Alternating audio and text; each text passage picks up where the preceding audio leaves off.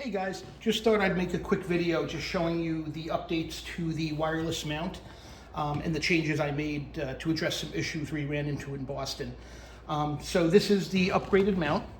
So you can see here, the most obvious change is the neck. We added a significantly thicker neck to help prevent breakage if it falls or in transit. We strengthened the hinge along here. And also, instead of the threaded insert that we had trouble with it breaking, the threads are molded into this plastic, so we shouldn't have that problem with them breaking at all. This screw is still here so that it opens as a clamshell, just like before. But instead of a nut being glued in that could potentially come loose, we used a brass heated insert here. So there's really no way that can come loose. If you remember, we were using these cylinders on top of the tripod that went into here, into the circle, and that's how they were mounted on the tripod. What we did instead underneath, there's a threaded insert right here. So this is the top of the tripod. That just screws directly in, and that's how you would mount it. No need for that separate cylinder.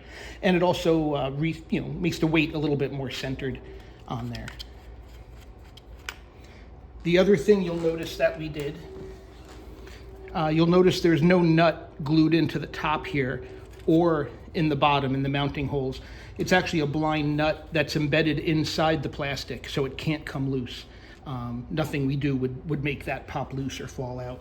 So the idea is, here's obviously the full-sized mount, and that screws on and lines up with that holes just the way it did while we were in Boston. The inner four holes are for the mini mount, so that mini mount can be attached there. So this same mount can be used both with the full size and with the mini. So hopefully that will address that issue. One thing, the mini mount and the full size mount use different screws or different bolts to hold them in. So I just made this little box that contains all the bolts. And if you open it up, it has the bolts separated. So you have the pro bolts and the mini bolts, and just a picture to show you which one is which. Since obviously you might be swapping them out, you need a place to keep those screws. Figured that was a good thing to do. And then obviously it still has the logo on it. I just added this red circle so you can easily tell the new version and the old version apart. But that's basically it. Hopefully that addresses some of the issues we had in Boston. Okay, so as far as Raspberry Pis, you guys have seen the Raspberry Pi case already. I have versions for the Raspberry Pi 3, the Raspberry Pi 4, and the Raspberry Pi 5. So this one happens to be a Pi 4, and they're all labeled as to which they are. So obviously that's just the Pi. What we have for mounting it behind the televisions is this little mount right here. So the idea is that screws to the back of here, and that can snap around the mounting pole.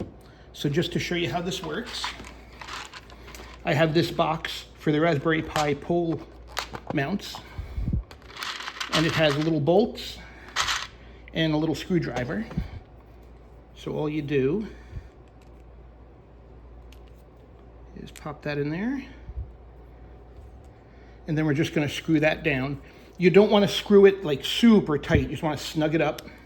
So just close that. And then that can mount right onto the pole. So this is the same diameter as the pole the TVs are mounted on. And you can see it just snaps right on. You could put it, with the cables facing up or down, whatever is convenient. And then when you're done, you just pull it right off. And then you could either leave these connected or unscrew it. And they all go back into that box. So again, just need to know whenever you get a chance. I know we still have time. However many you need of each kind of Raspberry Pi.